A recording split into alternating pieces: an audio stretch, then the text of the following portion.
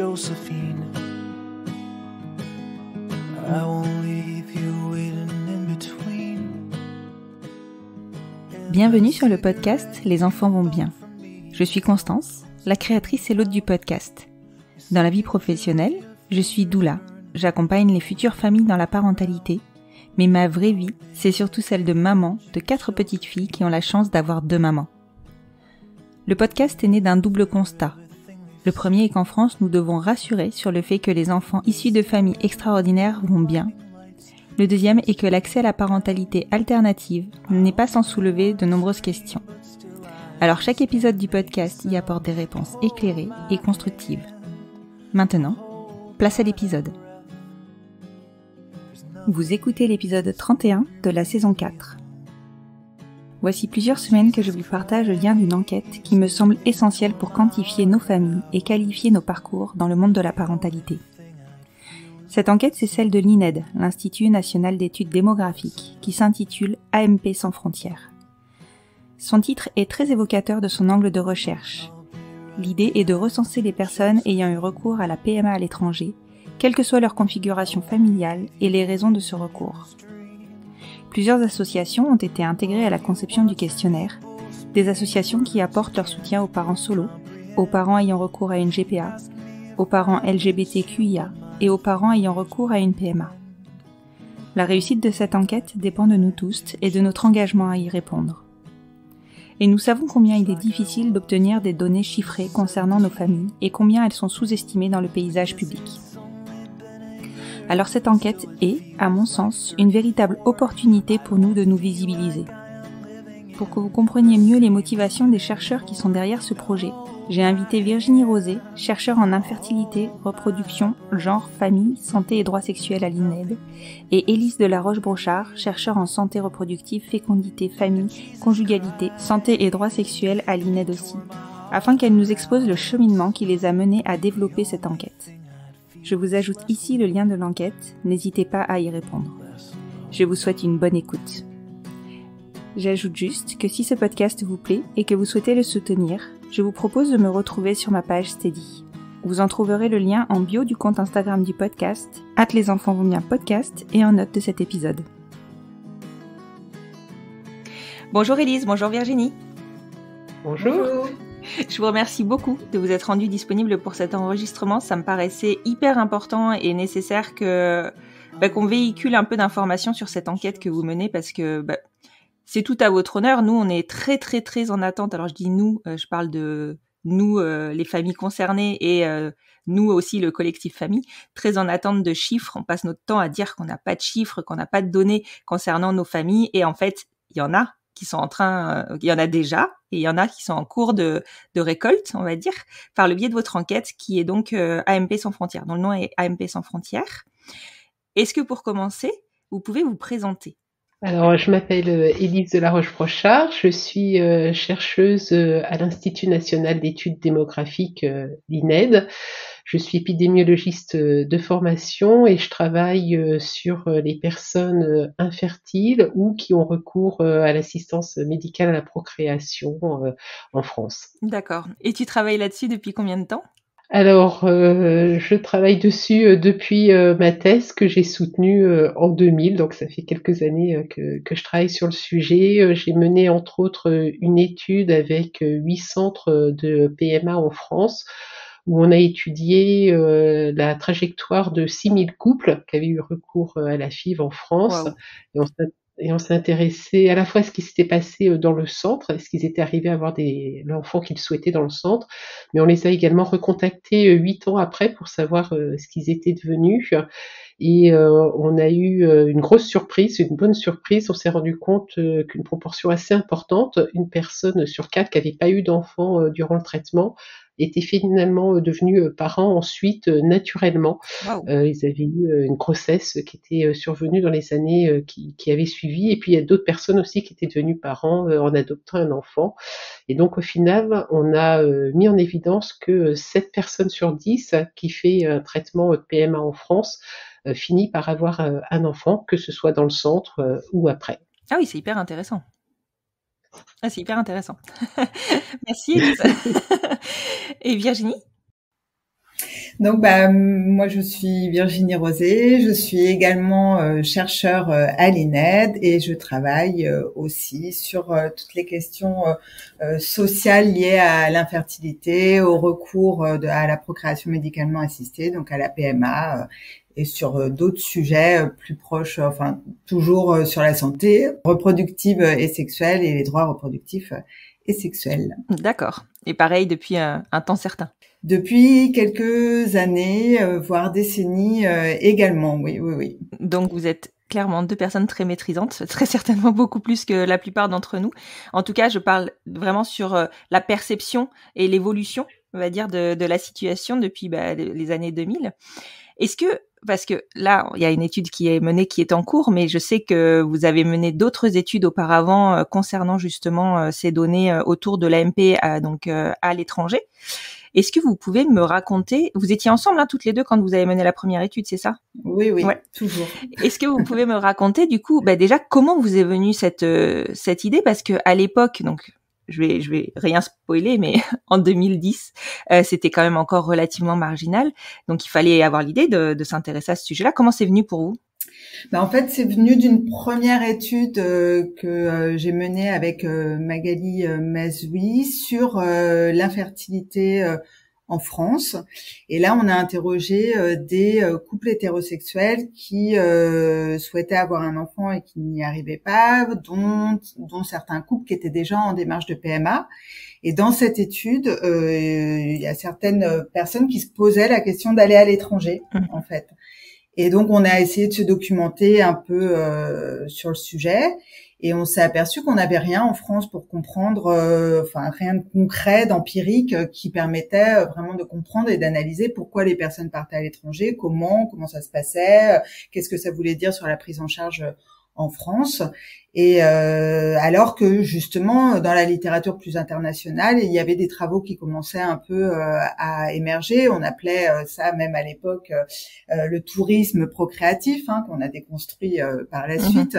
Mais donc du coup, en échangeant avec Élise, on s'est dit il faut absolument mettre une étude en place pour essayer de comprendre en fait ce qui se passe, quoi. Voilà. Oui. Et c'est comme ça qu'est née la première étude sur les recours transnationaux de personnes qui résident en France et qui partent à l'étranger pour avoir recours à une PMA. Et cette étude, du coup, vous l'avez réalisée où et sur quelle période de temps? Alors, c'est une étude qui a été réalisée en 2010-2012. C'est Virginie qui a été sur le terrain. Elle a été en Grèce, elle a été en Belgique et en Espagne pour interroger des Français qui étaient dans des centres à l'étranger. Et donc, il y avait 2 propositions qui étaient faites aux personnes qu'elle rencontrait. La première, c'était de remplir un questionnaire qu'on avait conçu ensemble et qu'on a analysé ensuite. Et puis, elle leur proposait également un entretien avec elle qui était un peu plus long, où ils pouvaient raconter plus en détail leur parcours. D'accord. Donc, c'était comme cette fois-ci une étude à la fois qualitative et quantitative, c'est ça? Exactement. Sachant que c'était d'une amplitude moindre de ce qu'on est en train de faire à l'heure actuelle, quoi. Voilà, c'était vraiment dans dans seulement 3 pays, dans un centre, voire 2 centres par pays. Donc au total, on a eu quand même moins de questionnaires et d'entretiens que ce qu'on projette d'avoir là pour cette étude. D'accord. Et comment vous aviez sélectionné les pays à l'époque? Bon, Espagne, Belgique, on se doute. C'est la Grèce où je suis plus interrogative. En fait, on a fait une étude préliminaire auprès essentiellement d'associations et en rencontrant pareil les personnes concernées par ces recours, en rencontrant les responsables d'associations également, quelques professionnels de santé aussi. Et en fait, ce sont les pays qui ont émergé comme étant des destinations phares pour les personnes qui résident en France. En fait. D'accord. Ah, c'est marrant. Franchement, c'est vrai que, alors, je parle bien pour nos familles. La Grèce, c'est pas un pays de première intention. D'ailleurs, je sais même pas si en Grèce la PMA est ouverte à tous. Je suis pas sûre du tout. Ça m'étonne pas parce que en fait, enfin de ce qui ressort de cette première étude qu'on a menée en 2010 et 2012, en fait la plupart des personnes qu'on a rencontrées donc, dans le centre médical grec, c'était essentiellement des couples hétérosexuels qui étaient là-bas pour bénéficier d'un don d'ovocytes. D'accord. Donc voilà, ça peut s'expliquer aussi. C'est une destination. En fait, les destinations, elles s'organisent un peu en circuit, en fonction des caractéristiques sociodémographiques, des profils des personnes et en fonction de la technique visée. Donc c'est vrai qu'en Grèce, on a plus ce profil, alors qu'en Belgique, on va plutôt, dans notre étude, hein, on a eu plutôt des couples de femmes et des femmes seules qui cherchaient à bénéficier d'un don de sperme. Oui. Mais on a aussi peut-être l'impression que la place de la Grèce a pas mal diminué. Ce qu'il faut avoir conscience, c'est que ces destinations, elles vont évoluer dans le temps et un pays qui va être une destination importante à un moment, la Grèce en 2010, c'était quelque chose qui était assez connu, qui était une destination qui avait une certaine visibilité, vont disparaître plus tard, quelques années plus tard. Et donc c'est vraiment un paysage qui est tout le temps en train de se remodeler.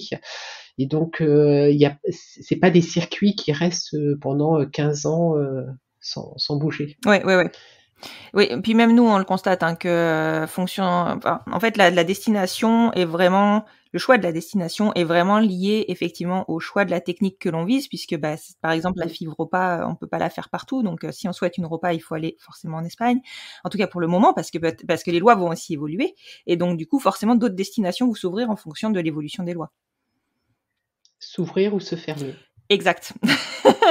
Exact, parce que je pense notamment à l'anonymat des donneurs qui peut changer en fait en fonction des lois. Et c'est vrai qu'en Belgique, par exemple, ils sont revenus en arrière sur l'ouverture des donneurs et maintenant on est passé à de l'anonymat complet. Donc en fonction de ce qu'on souhaite pour nos enfants, on bouge aussi.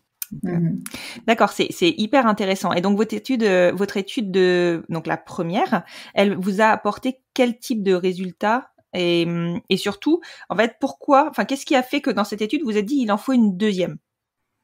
Alors, elle nous a apporté des résultats, je dirais, très intéressants parce que ça nous a ouvert de nouvelles portes pour, de recherche. Donc on était partis, sur, l'hypothèse que, les gens qui partaient à l'étranger, c'était essentiellement des personnes qui pouvaient pas avoir accès à la PMA en France. C'était l'hypothèse qui courait dans les médias et qui était la plus vraisemblable à ce moment-là. Et à partir des données qu'on a récoltées, on s'est rendu compte qu'en réalité, il y avait bien sûr des personnes qui pouvaient pas avoir accès à la PMA en France, mais il y avait également des personnes qui auraient pu légalement accéder à la PMA en France et qui partaient parce que le cadre français ne leur convenait pas. Alors il y avait 2 grands problèmes qui émergeaient. Le plus important, c'était l'accès aux dons d'ovocytes, qui reste une question d'actualité aujourd'hui, avec des délais très importants et du coup qui pousse certaines personnes à partir à l'étranger.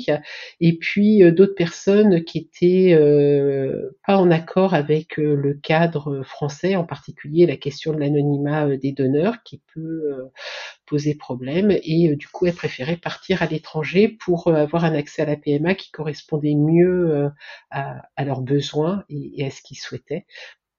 Et du coup, ça, c'était vraiment un résultat important sur lequel on a eu pas mal de retours. En fait, c'est cette question finalement du fait que accéder à la PMA, c'est pas qu'une question de légalité, c'est aussi la possibilité de le faire concrètement. Donc la question des délais d'accès et puis la question d'être en accord avec le cadre qui est proposé légalement.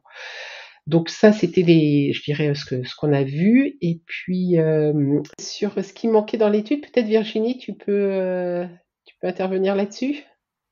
En fait, on a, avant de revenir sur ce qui manquait, un des résultats aussi qui a été étonnant par rapport à ce qu'on avait pu lire dans la littérature et qui méritait aussi un peu d'être creusé, c'est qu'on s'est aperçu que les personnes qui partaient à l'étranger, c'était pas forcément des personnes qui appartenaient à la classe sociale supérieure, qui étaient diplômées, qui étaient riches. Il y avait aussi des personnes, en tout cas dans notre étude, des personnes beaucoup plus modestes et qui du coup développer des stratégies pour pouvoir financer ces recours qui sont quand même assez importants parce qu'il y a le trajet, il y a la prise en charge médicale qu'il faut du coup payer. Enfin voilà, il y a toutes les dépenses annexes. Et donc beaucoup de personnes, enfin il y a parmi les personnes les plus modestes, il y en a qui font des emprunts à la banque, à des proches. On a rencontré aussi un couple qui avait décidé du coup de faire une colocation, de vivre en colocation pour pouvoir économiser sur les dépenses quotidiennes et notamment de loyer pour pouvoir financer justement le don d'ovocytes en Grèce.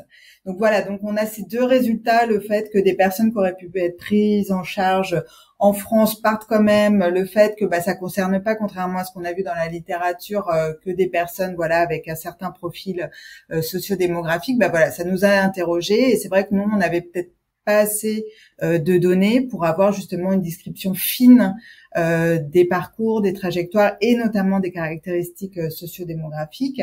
Et on n'avait surtout pas assez de données pour estimer le nombre de personnes concernées.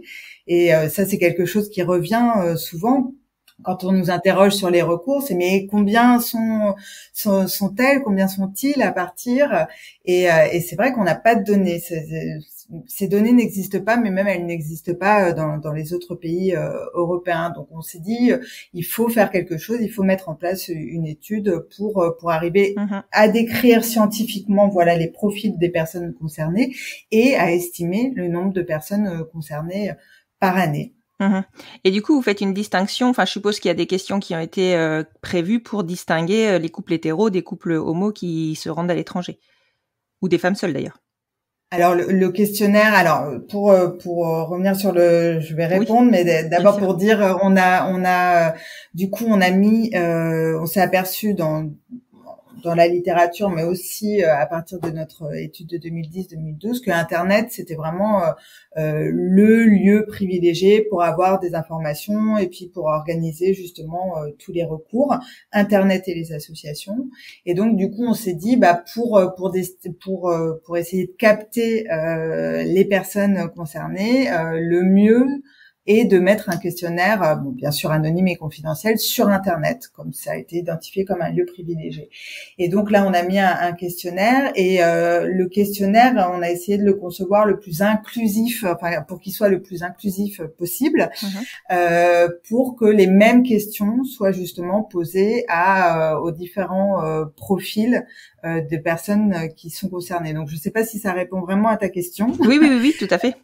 Tout à fait. Voilà. C'est en fait l'idée c'est de comprendre en fait parce que c'est vrai que nous alors je parle des familles LGBTQIA, on a tendance à effectivement à trouver qu'on manque énormément de données chiffrées, mais en même temps je sais que normalement on n'a pas le droit de poser des questions trop intrusives ou trop discriminantes, je crois que c'est quelque chose comme ça. Donc je sais que par exemple sur tout ce qui va être recensement, la question de connaître l'orientation sexuelle de quelqu'un comme la couleur de peau de quelqu'un, c'est interdit.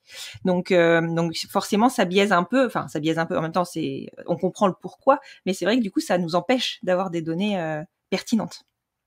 Alors, en fait, c'est pas interdit de poser des questions sur l'orientation sexuelle des gens ou sur leur identité de genre, par exemple. La seule chose, c'est que pour avoir le droit de poser ces questions, il faut passer sur tout un ensemble de procédures réglementaires qui sont assez longues. Donc, on explique ce qu'on veut faire, pourquoi on veut le faire, est-ce que ça se justifie, et comment on protège les données des gens. Et donc, on construit un dossier assez précis qu'on dépose à la CNIL, qui évalue le dossier, avec laquelle on discute. Nous, on a déposé un dossier, ils nous ont envoyé, il me semble de mémoire, une 40aine de questions où ils nous ont demandé des précisions pour s'assurer que tout était vraiment bien cadré. Les questions posaient vraiment, ils avaient aucune question sur la légitimité. Est-ce que ce qu'on faisait avait du sens? Est-ce que c'était pertinent scientifiquement? Ça, ils ont été convaincus tout de suite sur cet aspect-là. Par contre, ils avaient beaucoup de questions sur la protection des données où ils nous ont demandé des précisions et ils ont validé notre dossier. Donc, c'est vraiment des questions qu'on peut poser à condition d'avoir un cadre qui est bien sécurisé, où on est sûr qu'il n'y a aucun risque qu'on puisse remonter aux personnes, en particulier évidemment pour notre enquête où c'est un sujet assez sensible, hein, de partir à l'étranger ou de faire venir du sperme en France. On interroge un peu toutes ces pratiques dans l'enquête. Et donc la question de la sécurité était, je dirais, au centre de l'enquête. On a travaillé pendant 2-3 ans avec les ingénieurs du service des enquêtes de l'INED pour pouvoir mettre en place cette enquête et être sûr que tout était bien borné pour avoir une enquête qui soit parfaitement sécurisée. Ouais, impeccable. Et vous avez aussi travaillé avec un grand nombre d'associations de personnes ayant recours à l'AMP, donc que ce soit des mamans solo, des couples hétéros, des personnes qui vont avoir recours aussi à la GPA, et puis évidemment des associations qui regroupent des parentalités LGBTQIA. C'est bien Tout ça. à fait. Oui, en fait, on a, comme je disais, on a Internet qui est vraiment un lieu, voilà, privilégié pour se renseigner et puis pour organiser ses recours. Mais il y a aussi les associations qui sont apparues comme très importantes dans notre première étude. Donc, il nous semblait vraiment indispensable de travailler, voilà, avec ces associations, ne serait-ce que pour diffuser l'enquête et essayer d'avoir le plus grand nombre de personnes qui répondraient. Mais en amont, en fait, ce qui nous semblait encore plus important, c'était d'essayer de construire un questionnaire qui soit à la fois au plus près de la réalité vécue par les personnes justement qui partent à l'étranger, qui recourent à la PMA ou à la GPA et qui vont à l'étranger pour réaliser justement cette PMA, cette GPA. Donc ça nous semblait très important d'avoir voilà quelque chose d'ancré dans la réalité, mais tout en même temps qui soit pas considéré comme comment dire, qui soit pas le mot me revient pas, qu'il soit pas intrusif, trop intrusif, qu'il soit pas violent, que les questions soient les moins intrusives et les moins violentes possibles pour les personnes concernées. Donc voilà, il y avait cette double face en fait à respecter. C'était très important pour nous et les associations sont les plus à même de nous conseiller et de réorienter nos questions si besoin pour être très très respectueux de ce côté-là. Mais dans l'équipe, il y a aussi des professionnels de santé pour les mêmes raisons, pour avoir vraiment quelque chose de très ancré dans la réalité et de respect des personnes, parce que les professionnels de santé qui sont dans l'équipe, ce sont des professionnels qui ont travaillé ou travaillent à l'étranger avec une patientèle française. Donc voilà, donc on a décidé de créer un consortium avec voilà des responsables d'associations, des professionnels de santé et des scientifiques pour voilà avoir une enquête la plus pertinente, la plus solide scientifiquement, mais aussi la plus respectueuse et inclusive possible et qu'elle soit le moins dérangeante possible pour les personnes concernées. Mmh. Et au niveau de la promotion de l'enquête et de sa diffusion, qu'est-ce que vous avez pu mettre en place? Parce que je suppose que ça reste une enquête scientifique, vous restez un organisme scientifique. Comment, enfin, je me doute que c'est pas forcément simple de diffuser ce genre d'enquête. Comment vous avez fait? Enfin, qu'est-ce que vous avez mis en place? Alors c'est vraiment, je dirais, la partie la plus difficile pour nous, c'est d'arriver à faire connaître l'enquête auprès des personnes concernées. Mmh. Alors comment on fait? Eh bien, nous en tant qu'institut de recherche, on n'est pas les mieux placés parce qu'on n'est pas évidemment en contact avec les personnes concernées, donc on s'appuie encore une fois sur les associations. C'est vraiment des partenaires de cette recherche. C'est ce qu'on appelle, nous, de la recherche participative, c'est-à-dire qu'on travaille avec des personnes qui sont pas des scientifiques, donc ici des associations, pour concevoir la meilleure enquête possible, comme l'expliquait Virginie, mais aussi pour mener l'enquête. Et donc, c'est les associations qui aussi font connaître notre enquête en la diffusant auprès de leurs adhérents et adhérentes, en faisant des posts sur les réseaux sociaux. Et puis évidemment, on essaye également aussi d'intervenir au maximum. Donc on te remercie beaucoup de nous avoir invités dans ce podcast, parce que c'est aussi pour nous l'occasion de faire connaître l'enquête et puis pouvoir répondre un peu aux questions pour expliquer ce que c'est que cette enquête. Donc c'est extrêmement important pour nous d'avoir ce genre d'occasion pour pouvoir échanger sur l'enquête. Je vous en prie, mais pour nous c'est trop important aussi de commencer à avoir des données et de pouvoir se baser sur des choses scientifiques, enfin sur des chiffres ou sur des études scientifiques pour apporter des confirmations, parce que ça ne va faire que confirmer ce qu'on sait déjà, mais des confirmations que nos familles vont bien, que nos enfants vont bien. Alors là, en l'occurrence, c'est pas le sens de l'enquête, vous êtes plutôt sur l'amont, sur le comment on conçoit nos familles, mais ça prouve bien que en tout cas, on mène des projets qui sont hyper riches, certes, mais assez lourds en termes d'organisation et d'investissement, parce que ces enfants, on les désire plus que tout. Je pense surtout que c'est des projets qui sont extrêmement réfléchis dans tous leurs aspects, et c'est vrai que probablement ça fait une spécificité, un contexte où on accueille l'enfant dans un projet qui a été vraiment pensé, parce que c'est des familles qui font face à des questions que l'on se pose pas d'ordinaire. Donc effectivement, c'est probablement un accueil de l'enfant qui est très riche, comme tu dis. Est-ce qu'il y a eu toutes ces questions qui ont accompagné, je dirais, la venue de l'enfant? Ouais, complètement. On est convaincus. Mais on sait qu'il faut convaincre, qu'il n'y a pas que nous à convaincre. Donc forcément, c'est ce type d'études. Enfin, nous, on vous remercie parce que on est vraiment en attente de la considération, même de la visibilisation de nos familles. Et jusqu'à présent, le fait qu'il n'y ait pas d'études, ça voulait presque dire qu'il n'y avait pas, qu'on était hyper marginal. Nos familles étaient marginales, quoi.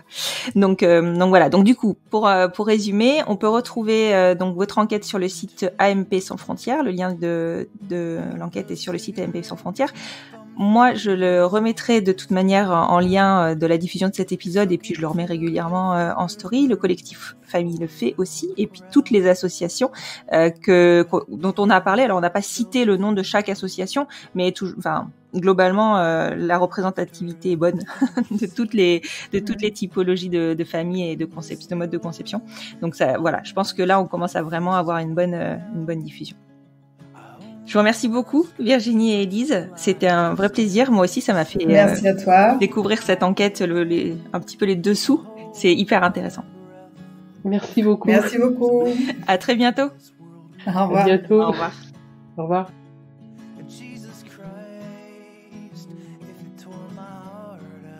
Hier marquait les 10 ans du vote de la loi du mariage pour tous.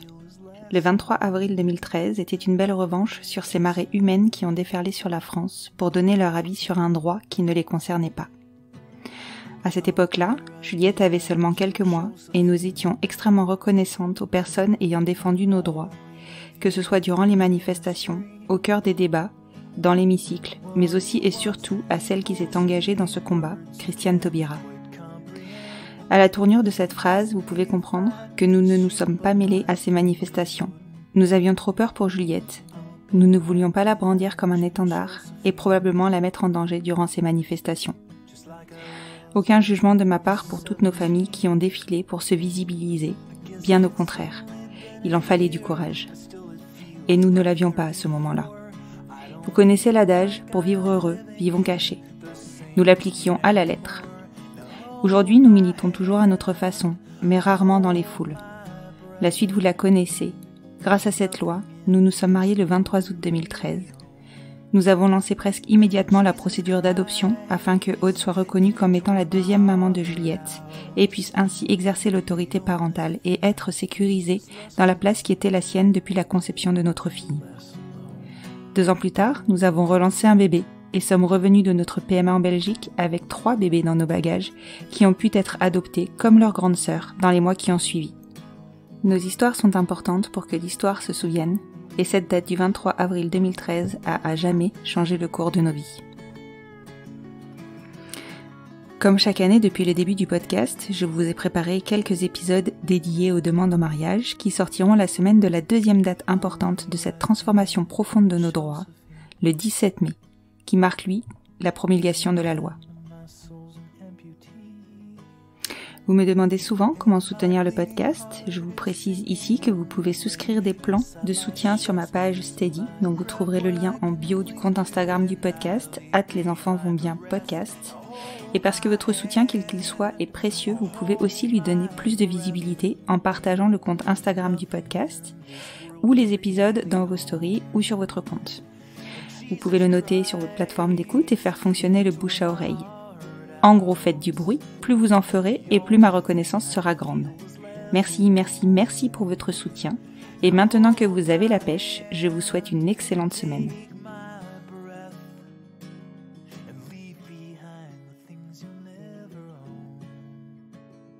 Jesus Christ, please tear my heart out. Oh, I wanna feel a little less alone, less alone.